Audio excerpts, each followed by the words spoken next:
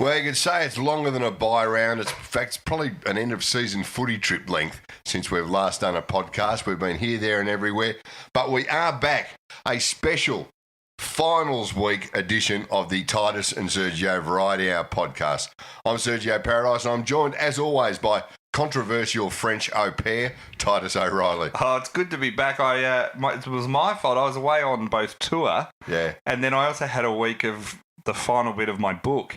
And I can tell you why I lost that week, because the lawyers came back with their suggestion changes. Oh, there was a bit of work to be done after that, wasn't there? There was a little bit. It's funny, like, where humour meets the law is a very contested space. I can actually say I've seen what came back from the lawyers, and the black text has been like redacted. It's like when you get one of those files from the CIA. Yeah, you know, every name has been blocked out. It's just, and so every fact. So we're free now of. In fact, there was 2 chapters where the only words left were and the. That's right.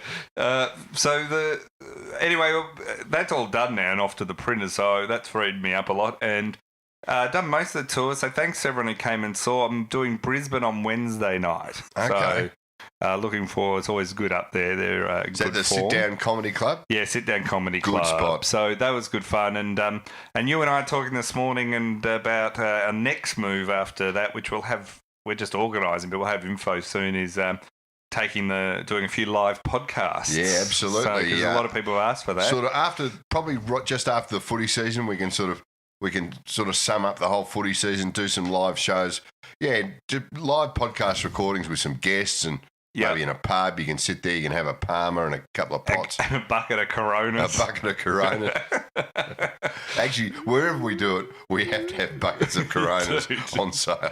So that'll be good. We'll have announcements about it. So thanks to everyone who came out and saw the tour. And if you are in Brisbane, and Wednesday night I'm up there, so that should be fun. Should. And we're getting very much into the finals swing it's now. Not far away, is it? Now, before we get into finals, though, you mentioned to me, and I thought you were lying, but it turns out it's true. Yeah.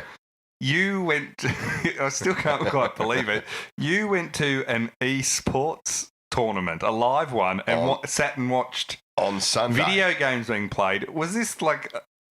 I'm very keen on your take on this. Well, I'll have to... What was the event? It was called the Melbourne Esports Open, right? Which was held at the Rod Laver Arena in Melbourne, and the adjoining sort of area there near Margaret Court Arena and what have you.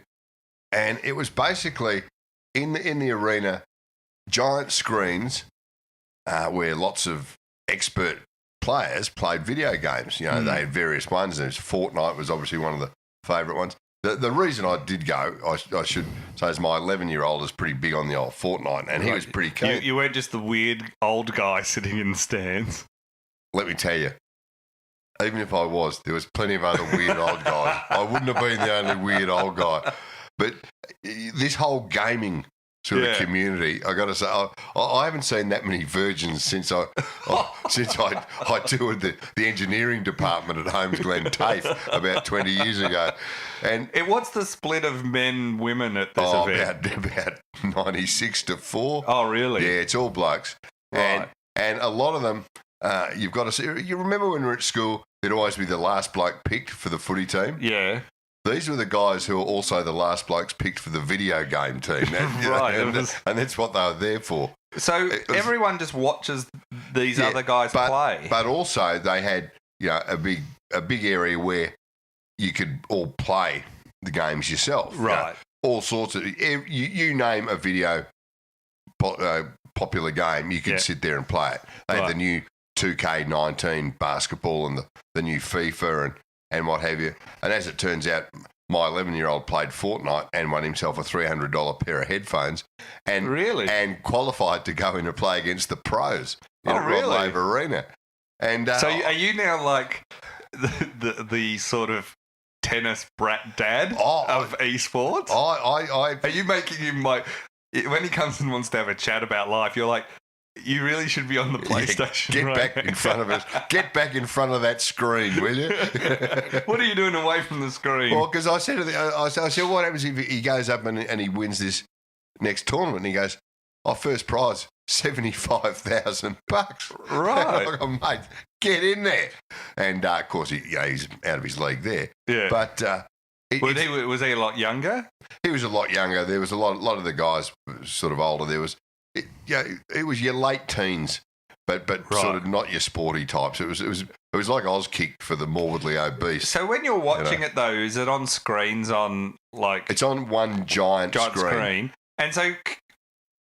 It made no sense to me because there was a couple of people commentating, explaining what's going on. And, so you couldn't tell that guy's good and that one's not, or something. No, he said because it's one player at a time, and now they're in Fortnite. They're trying to the idea is to kill your opponents, but they in Fortnite speak. I now learnt that's eliminate your opponents. You don't kill anyone; you eliminate your opponents. Right. It sounds like when the Nazis tried to give clean names to horrible things. Yeah, very much so. So do you think, is it like a sporting event or is it more like a conference or something? No, or are people really cheering and getting into it? People are getting into it. I mean, and to be fair, you've got to be a bit of an expert at it. You've got to know what you're talking about. You can't just swan in there like I did and expect to pick it all up. Right. And then I was and dressing up's a big thing I discovered there. Yeah. They all dress up in sort of the gear and they carry giant paper mache axes around. Right. Were you doing this? Man, I'm thinking, these grown people, dressing up to go to a thing, and then I'm thinking, I'm looking forward to seeing the Catman on Friday night. He'll be there at the Melbourne Geelong game. So do you think it's going to... Is this what the next generation's going to do? Yeah, this was the first one.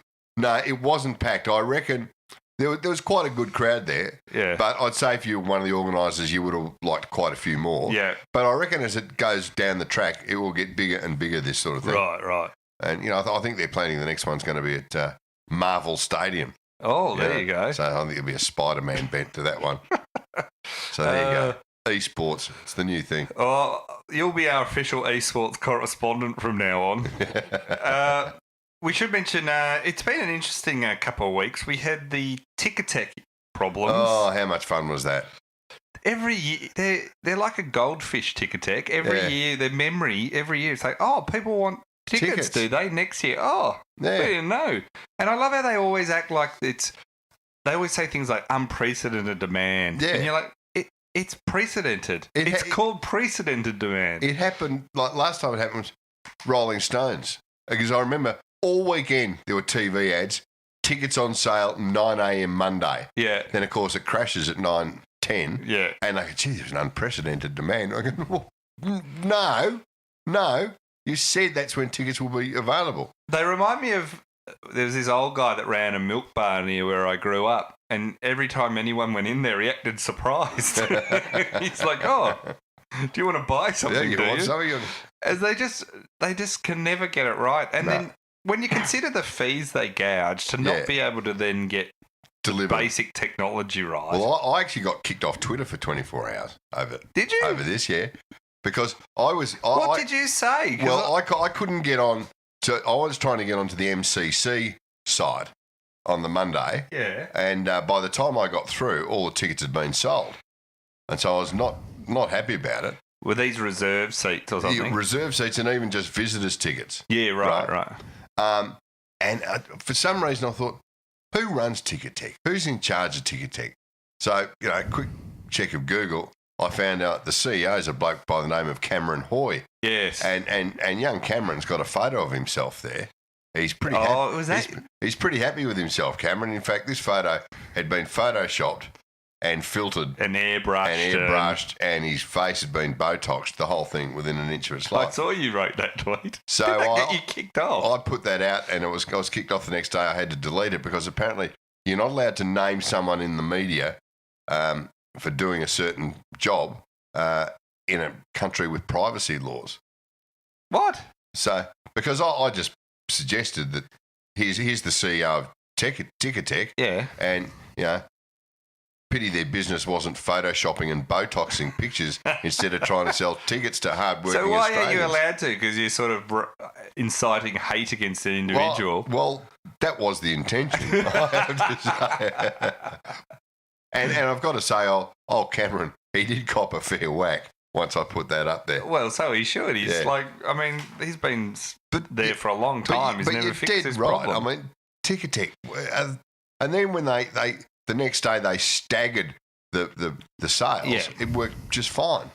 I know, Begs but the obvious question. The whole thing is that their whole business model though is getting a system that can handle that volume. Yeah. I mean, that's the whole point of the whole thing. But then I heard a guy on the radio ring up saying he used to work at Ticketek. Yeah. He said, and it's like all these things. He said it's purely money. He said to have enough servers to handle all that, they're going to have to buy thousands more servers. And he said, and for most of the time they sit around doing nothing. Yeah. You know, kids playing Fortnite on them. Yeah. But he said, so they're not going to do that because they know that people are just going to queue up and they're going to wait and wait and wait and wait, and they can whinge all they like, but they're still going to sell their tickets, Ticketek. So he said that it comes down to money. They can't be bothered. Unless someone else comes in and actually does it better. Yeah. Because I think old Gillen from the AFL, he was, the whisper was he was that savage about this, blow-up mistake. Purely because it does happen every year, every single year, that he wanted to pull the pin on the whole contract immediately. Well, the problem is the contract's with the MCG. That's right. It's not with the AFL. It's not actually the AFL's fault for once. Talking of Gillen, he's had a bit of fun with au pairs. Hasn't he just? Hasn't he had a good trot lately, old Gil? It is funny. The au pairs stuff is sort of... So for people that don't know, but pretty much everyone would. Yeah. He, on behalf of his cousin, I think, rang the immigration minister at the time, Peter Dutton, and said, can you get this French au pair who looks after my cousin's family out of detention? Yeah, they're going to kick her out of the country because she was she was on the wrong visa, and they visa suspected she was going to work, and she was on a tourist visa. Yeah. And so they said, let her in. Yeah. And Dutton said, well, let's let her in. Yeah. And everyone's in an uproar about this. Yeah. What's your thoughts on? Well, as a Melbourne supporter, I have to say, there wouldn't be a week that goes by where I don't have to ring the immigration minister to get a French au pair out of immigration. You know, they get stuck in there all the time. They're like leaves in your pool filter. They can be a dime a dozen, can't they? your French au pairs. Oh, French au pairs and butlers and waiters and all. Look, a lot of my drivers, a lot of my domestic staff, all the staff. You know, and that's where I always. Not one of them has a valid visa. It was just such a, the worst bit is I understand Gillen had to interrupt his polo match to ring the immigration minister. It's just the last thing you need if you're trying to make, battling the image that you're not a man of the people. Yeah. And you're a polo playing guy, to have to ring and get a French au pair out of just immigration. The phrase, French au pair, isn't going to do your image a lot of good, is it? Oh, unbelievable. So that's been a bit of fun. I mean, at least this is where the AFL, they're always churning out good content. Yeah, exactly. Even though we haven't done this podcast for a couple of weeks, there's been plenty of material. I think I texted you at one stage just saying, it just writes itself. It does. It does. This is always the... so a lot of people are annoyed, obviously, because French au pairs get in. But there's a whole bunch of people sitting on Manners Island stuck. So it is a bizarre world we live in. Yeah, I mean, neither Gillen, nor you nor me are ever going to ring Peter Dutton saying, can you let in this poor starving child? Not unless they know silver service or can drive a Rolls. Yeah, give me my new Uber Eats guy, St Kilda have a new president. After Peter Summers has finished up. I actually think Peter Summers, that on-field hasn't been great, but he's done a good job off-field, moving them back from Seaford. And he came in when they were in real trouble, and I think he stabilised them quite a lot. Well, their new digs at Moorabbin are pretty... I mean, I've seen them up close, and they're pretty damn good. Yeah, so I think he left it a lot. And so Andrew Bassett is the new incoming president. He doesn't officially start, I think, till December, but he's sort of picking things up now. He's already met with Alan Richardson. You've got to be a billionaire to be president these days. Well, you know what I love club? about... Yeah, you do. You've got to be either... Yeah, you've got to be a media type or a very rich business person. What I love about this, though, is Andrew Bassett met with Alan Richardson to talk about his future and his job. And Andrew Bassett is the founder of Seek.com. So that's the last person you want to be. He just showed him the website and said, look at this. Yeah. I don't know. I don't see Alan necessarily being moved on. Look, I think he'll survive. Because it's also that thing we've learned of what are you going to do? You got to transfer to someone who's out there who's better. Well, there's no one out there. Yeah, exactly. Who are you going to get? And whatever, things they've got in motion, Richardson's got in motion or plans. Yes. They have to start again from scratch with a new guy, and that puts them probably even further behind the eight ball than they are now. That's right. So I think he'll be right for 2019. I'll tell you what, he wouldn't want to lose the first 6 or 7 games, though, next year. No. Bassett, when asked, and they said, would Richardson be staying on, he said it was highly unlikely there'd be any change. Yeah, and then people sort of... He said apparently since then he sort of said he regrets not being more emphatic. Because highly unlikely, it's not exactly showing the door. But, I mean, at the same time, this is where we expect sort of, unequivocal responses, but responses to this question like that. But at the same time, realistically, if you're a president of a club, you're going to say, well, look, if you were being honest, you'd say, look, odds are we'll stick with Alan, but we're going to keep our options open in case someone great appears. Like if Paul Roos rings up and goes, "Oh, I'm interested," so there's sort of always going to be. Yeah, Clarko has a falling out at Hawthorn with Jeff Kennett. What are the odds? Yeah. and Clarko's to ring up. Poor old Richo's feet won't touch the stairs on the way out. But one of my all-time favourite stories that just keeps going from strength to strength is Collective Mind, Adelaide's pre-season camp.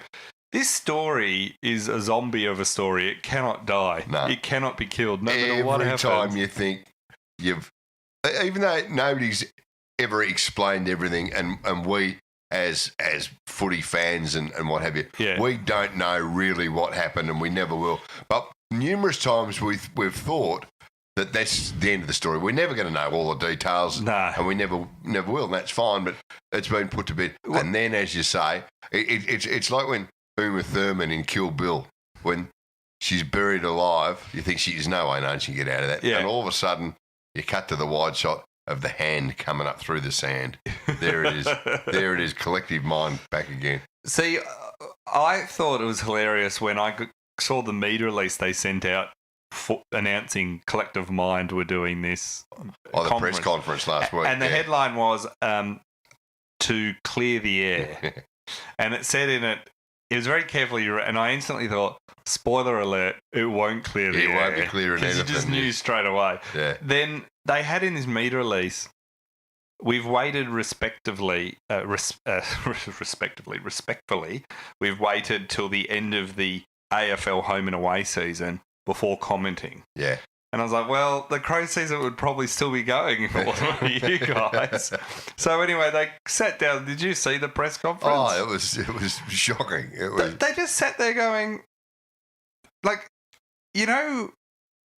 in certain circumstances, like if you're sort of trying to patch something up or explain, it's always good to be a little bit like, oh, look, we understood there was a misunderstanding or something, or like give some wiggle room to the other side to sort of say, look, especially when the other side have said it's complete failure and some of the things and all the rumours coming out of it. But they went the other way. They were like, not only did we get no complaints, it was an awesome camp. We delivered one of the best camps. Like they just went. We delivered on what we promised. It was a brilliant product. And they're like, our business has gone through the roof since then, and everything's going really well. And you're just sitting there going, boys, how am I meant to believe this? It's just too over the top. Yeah, I mean, and you could tell they hadn't really discussed what they were going to put out there, and certainly weren't going to address any of those issues. Yeah, but as you say, they obviously thought, they'll just come out swinging saying everything was great. That will clear the air, and it just raise even more questions. This is this thing that a lot of powerful people or people in certain pressure situations think, which is if they say something's the case or true, then it is true. Yeah. Then that everyone just has to believe them. And you're going, mate, like no one's believing any of this. Like, and there's rumblings still out of Adelaide of all sorts of. I mean, apparently, like key bits, were. It's almost like, there's things that people won't say publicly because no one will go on the record to confirm it's a hazing sort of stuff that went on that was quite full on.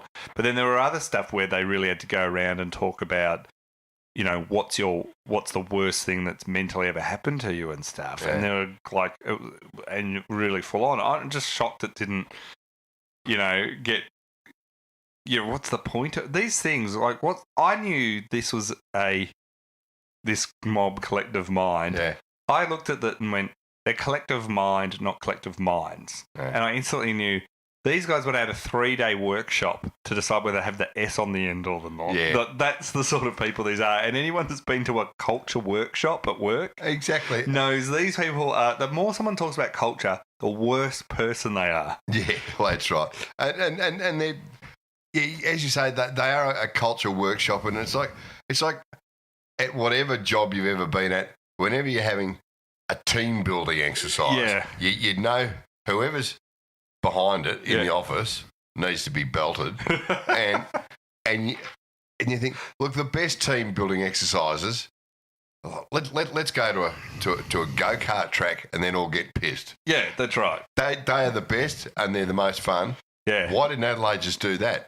I know. I remember being in this team building exercise at a previous workplace, and they're all like, the exercise, they got split us in a group of 10s, and they're like, you're on an island and you've got these materials and blah, blah, blah. And you have to sit around and work out some, solution. I can't remember what and the people that are enthusiastic about that task and good at it, and the people go, you've done really well.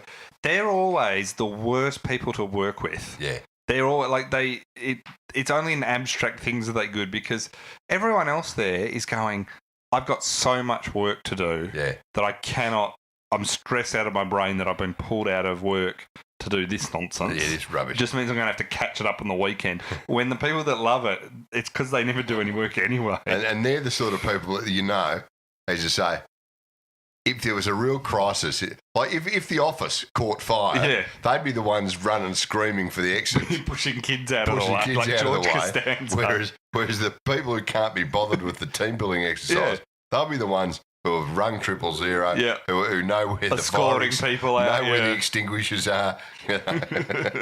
So it's a bizarre thing. The integrity unit is apparently looking into it. So I don't know. It seems a lot of they're completely shot now. I think a lot of the problems seem to be that the players so far won't go on the record to complain about it. One day, somebody, an Adelaide player will retire and spill his guts. And it'll be just a ripping story. When there was Sam McClure was on the other night and Wayne Carey, and they got in a fight on air. I think it was on Talking Footy or whatever about this, because McClure was saying, this has got to the point where, you got to look at what's going to happen to the people responsible for it. Now, he wasn't calling for necessarily to be sacked or anything, but he's like, where's the accountability? And Carey just goes off tap about how Burton and Fagan, the CEO and the CEO and the head of football, weren't responsible for the camp, had no involvement in it whatsoever. And you're like, the CEO I can sort of understand might not be in the intimate detail, but the idea that the head of football had no idea what was going on in the camp, I'm like, what's Carey even thinking saying that?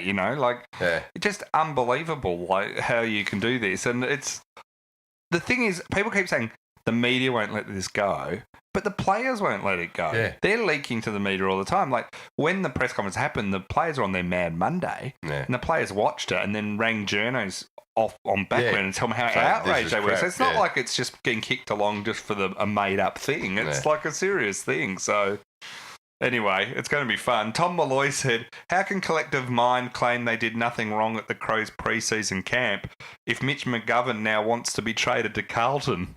That's a very good point. I think they've just messed with McGovern's mind. Exhibit A, if you're willing to go to Carlton, this must have been one of the worst things ever. I want out of here and, yep, Carlton will do. Carlton will do. I'll go to Carlton. Ben Fullerton said, how likely is it that after recent events, Fremantle will sign Collective Mind to a multi-year contract later to be extended? And Grant Searmans wrote in, can we start a GoFundMe page to get Collective Mind to Collingwood? I like that idea. Yeah, that's not a bad idea because, I mean, everyone's pretty much of the same collective mind here that they're not of much use to anyone. Now, one thing that came out of left field, or was a bit surprising, is, and it didn't get as much media as I thought it would, Channel 10 have snapped up the rights to the Melbourne Cup. They have, and they're paying a pretty dollar for it. $100 million they've taken for over 5 years. Yeah. So, huge thing, taking it off 7. They'll take it from 2019 to 2023, and they'll have the Melbourne Cup, the Derby, the Oaks, and the Stakes all. So it's the whole week. It's the carnival. It's the carnival. For $20 million a year, I'm not sure how they're going to. It's the most lucrative in the history of Australian racing, and it's one of the biggest in the entire world. Yeah. You know, it is a lot of money when the head of the Victorian Racing Club said that the deal was transformational for TV and the racing industry. It's at a level that has never been seen before. Well, they've got to pay for that new grandstand at Flemington somehow. So they'd be thrilled. Well, this could be Channel 10. I'd like to see them bring back Phil Gibbs and Clem Dimsey. You know, I know they're both dead, but that's never stopped Channel 10 in the past. Well, Quarters, it makes him worth sticking around for. Yeah, Quarters. You host it. Let's hope. Channel 10. I remember back in the day, the Channel 10 marquee was always the place to be. Yeah, it was always good fun down there. So it should be pretty big. They'll give it a. Channel 10 have always covered sport very well. Oh, Channel 10 will do a really good job on this. My only qualm about this is, have they paid over the odds? Because maybe this is their new owners, CBS, have just given them a bit of a. We've got to have something. Bit of a blank check, We've got to have something to launch shows off. And they did it. Channel 10 did it from 1978 to 2001. So they've done this before for a long period of time. So that's a bit strange. So we've gone from. Been a lot of. The tennis has gone to 9. The cricket's gone to 7. The horse racing, a lot of it has now gone to Channel 10. Yeah, the Big Bash League has gone from 10 to Fox and 7 and Foxtel. Yeah. It's all changed. It is. It's everywhere. Soon it will all just be on the internet. And the NBL has gone to Channel 9. They're doing a lot of the. So is that official now? Yeah, I think the NBL next year they're doing a fair bit of it. And the netball have the big deal with the Channel 9 as well. Yeah. So it's all moved around. Getting on to the finals. Oh, sorry. Before we go to finals, it's been it's been alarmingly quiet on the Mad Monday front for the AFL. It has. How disappointed are you? Oh, I'm very disappointed. That obviously of the 10 clubs that didn't make the finals, you'd have to say that they've all. If they've had their Mad Monday, they've done it behind closed doors. Yeah. Or there's been a distinct lack of dressing up, has been in the past. Well, Geelong aren't out yet, so that's always. Geelong, they've always sort of set the bar fairly high on the dressing up thing. There was St Kilda had one where, who was it, the player that got interviewed dressed as a zombie? Yeah. And he was doing his very serious analysis of the season while dressed as a zombie. And we do remember the one from a couple of years ago when, was it the 2 Melbourne players who coincidentally aren't at the club anymore, I think, were dressed as the St Kilda schoolgirl and Ricky Nixon. Which I actually thought was pretty funny at the time. It did. Well, didn't Bartel do that one year? Yeah, I think Jimmy Bartel did it. But there was two Melbourne players did something along similar lines. Yeah, I'm trying to remember what it was. They're always it's always a good opportunity. While the AFL's been quiet, the NRL have stepped up their game. As you can always rely on the NRL here, and good on them. The Daily Telly were camped outside the Canterbury Bulldogs Mad Monday, which was at a pub, and they were captured both in public naked and vomiting in the street. So That's a return to traditional values. Second rower Adam Elliott got completely naked, and there was a teammate grabbing his genitals, not his own, but the other guy's. Naturally. Another was vomiting heavily in the street and laying on the ground. Which it was an end of season get together, so the club sort of apologised and said that wasn't. What do they say? Let me guess. Not acceptable, or they said in regards to the images from the teams get together on Monday, the club accepts that they were unacceptable and a poor reflection on the individuals involved and the club. The players are aware of their responsibilities and the standards required when representing the club, and yesterday's behaviour was unacceptable and a bad look for the game. The club will now work with all relevant stakeholders. Of course they will. To gather information and fully review what took place yesterday. There'll be a review and an investigation. The integrity unit will also investigate the club over the antics. Geez, that NRL integrity unit, geez, they'll be busy at the minute. Aren't they still working on the salary cap scandal of last week? The thing about it is, this isn't like necessarily a good look or anything like that, and so doing it in public is incredibly stupid. But people being idiots is sort of hard to legislate against, isn't it? Well, exactly. I mean, I'm pretty big on it. Doing it publicly is the problem here. Yeah. But it's not like they're necessarily like, it's not assaulting someone, or you never have bigger problems within them at the moment. But the funny thing is, a bunch of people have come out and defended them. Sports presenter Tim Gilbert said, a lot of people having their say about the whole Bulldogs nudity. I just want to say one thing. I'm not justifying anyone's behaviour, but I've been drunk. I've performed poorly. I've woken up the next day humiliated by my own behaviour. It's the old, but everybody else does it. Defence. Yeah. And look, you say nobody's been assaulted, but I don't know about you, but being fondled by a teammate is just it's fine in the privacy of your own home. Possibly crosses that line. Yeah, no, I know. I'm saying, but they're guys being idiots. So if they were doing it, if this was a private room and no one else was there, it's still stupid and idiotic. Yeah. But on the list of things that happen in the NRL, it's fairly low. It's the fact that it's spread all over the front page and everything. There was with the headline, "Who let the dogs out?" I reckon that's why they sent the cameraman after Canterbury. Well, this is why they could use that headline. They had the headline written already. Yeah.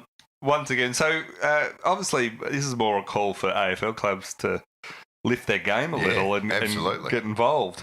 Coming up to the games now, Thursday night we've got the first, which is Richmond Hawthorn at the MCG. Now this is sold out, Serge. It's sold out already, so they've got to be expecting 90 plus or 90. Yeah, I think they were saying 95,000 plus, so it's going to be absolutely pumping. Problem, I think 60% chance of rain, so it could be a bit of rain then, but that's going to be a cracker of a game. You can't write off Hawthorn, unfortunately. Well, no, you can't. I mean, this. I mean, I think it's been the last few years have been like this, and we go into the finals, and just about every game's going to be a belter, and most of them have been. Yeah. This is one of the things that people have been whinging about all season is that sometimes there's a couple of shocking games of a weekend. There ain't going to be any this week, you wouldn't have thought. No, they're all great. So all sold out for Richmond Hawthorn. Who's your tip? We never do footy tips, but we should do them for the finals. I'm tipping Richmond. Yeah, you sort of have to, don't you? Well, I think Hawthorn, I think Clarko's so clever, and I think he builds for a team that can play on the G, which is the same as Richmond, and why wouldn't you when the grand finals played there? But I think Richmond are just that bit more organised, I think, than Hawthorn. Yeah. Although Clarko, his mind games are as good as they've ever been. He's got them. He's talked them down so much lately. You even used the phrase, the other day, sort of that they were sort of half lucky to be there. And then, he's got something up his sleeve. Don't worry about that. So I think it'll be Richmond, but it wouldn't be beyond belief if Hawthorn. Melbourne Geelong's on the Friday. That's going to be only 20% chance of rain. By game time, it should have all cleared up, some rain from the day. There are still some tickets available, but they're still expecting about 90,000. Yeah, there won't be. Come Friday afternoon, I reckon there'll be too many seats. Yeah, you have the members packed, and you'll have various other things. I am worried because all I've read this week is just this overwhelmingly positive. I know what you're saying. Melbourne coverage. And you'd think Melbourne had beaten Geelong twice this year, not lost to them twice this year. Now, I'm not. They were very close, and there's no reason coming off the back of their last couple of games, Melbourne are in excellent form. When there's a double-page spread in the paper about James Harms, you know we're getting a bit ahead of ourselves. I know. Now, I know it's not the club's fault that there's so much media, and like everyone, Melbourne are sort of, I guess you could say that the people's team this year. If you don't barrack for one of the big four in the finals, Melbourne will be the second team for a lot of people this year, just like the Bulldogs were 2 years ago, and just like last year, a lot of people were hoping the Tigers would do it. I reckon this is hard to pick. I mean, sure, Geelong have won both games against Melbourne this year, but Melbourne should have won both of them. So it surely is going to be a cracking game again. Yeah, who are you tipping? I'll tip Melbourne, but not at all confidently. I just hope that it doesn't become one of those, the occasion got too much for them and they blew it completely and they get flogged. Yeah, that's right. So Geelong aren't going to get flogged. Melbourne might win the game, but Geelong won't get thrashed, whereas the opposite could perhaps happen. Yeah, you never know with Geelong. They can be... Yeah. They can not show up sometimes, and other times they start terribly and then pull it back. It's going to be very interesting in the middle because Geelong have got this young bloke Abbott who's played 5 games in the ruck, so he's got no chance whatsoever of winning a knockout against Max Gawn. But then Geelong have got Selwood, Dangerfield, and Ablett who will be roving to Max Gawn. Yeah. So that whole centre clearance thing, it will be crucial to the entire match. Yeah. I'm interested with Viney potentially back too. I think Viney will be back. Sydney versus GWS, that's going to be in the afternoon on the Saturday. That's 40% chance of rain as well. So these are all going to be fairly rain affected over the weekend, unfortunately. This is a classic in some ways, being Sydney and Grey Western Sydney, and Sydney at times at the SCG this year have been not good, but I can't get over, and I don't know whether it was just they were a bit flat or what it was, but against Melbourne, the Giants were horrible. They weren't just, I mean... They got flogged. I think Melbourne were good, but I couldn't get over the lack of energy. And the Giants have been good lately, Yeah, it was very weird. Yeah. I don't have a lot of... that's coloured my judgment a fair bit, but I don't know whether it was just a one-off. I'm going to tip Sydney, but I'm still not 100% sure. Yeah. The Giants are getting into that point where you kind of think, if they don't go far this year, if they got knocked out this weekend, you look at it and go, they were meant to be the big threat. They've done a lot better than the Suns, but the window of them being in their peak bit is sort of now-ish, They sort of... A lot of injuries, though. They've had a tough year in that regard. But then so have Collingwood. Yeah. Collingwood have had much worse. So I'm tipping Sydney in that one. Who are you tipping? I'll go with Sydney again for much the same reason. And you can tend to rely on Sydney in finals. They just seem to get the job done. Yeah. Even though, as you say, they haven't been that good at home this year, and they've lost quite a few games that you'd expect them to win. Yeah. But when the job needs to be done, they often do it. Sydney. West Coast Collingwood. Now, Collingwood, this is completely sold out. It's over in Perth, so naturally, being a West Coast final, it's completely sold out. Collingwood have done okay over in the West a few times in recent memory, and this year you just never count them off because the stuff they've had to come back from is amazing. On one of the footy shows last night, somebody said, of the 4 games, this is the one that could be a blowout. West Coast could just belt Collingwood, and I'm thinking, really? Do you think so? They could beat Collingwood, but I don't think they're going to smash them. Yeah, Collingwood are like, they're an example of when everyone just goes red hot all the time, even if your skill level's not, they're pretty good. I'm not sure that they're necessarily the easy beats. I mean, if Kennedy's back and various things, you'd think the Eagles would go close. Now, listeners' questions. Right. Kristen Nell wrote in, is the bye week just the AFL's way of letting journos practice their wild trade draft speculation ahead of trade week? That's not a bad suggestion or bad question. Well, probably true. It probably is true. Do you like the bye week? I didn't. Like last couple of years, I was not convinced. This year, I didn't seem to mind it.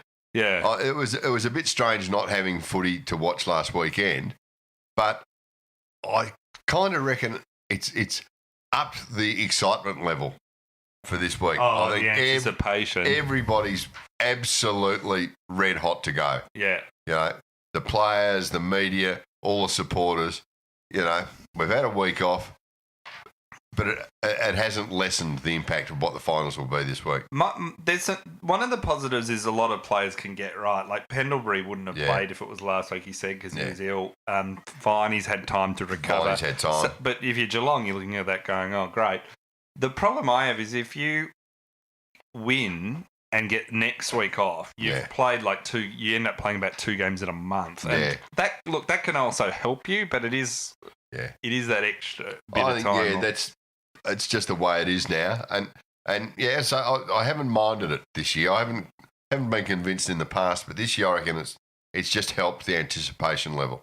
Now, next question is from Steve Wixon.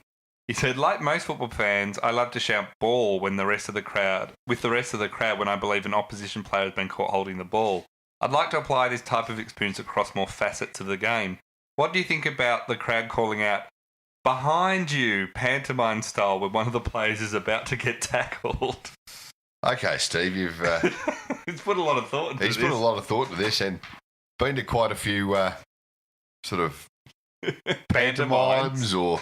He's a huge theatre guy. Yeah, I'd say he's one of your fabled theatre goers, Steve. Your theatre-going types, your thespian types.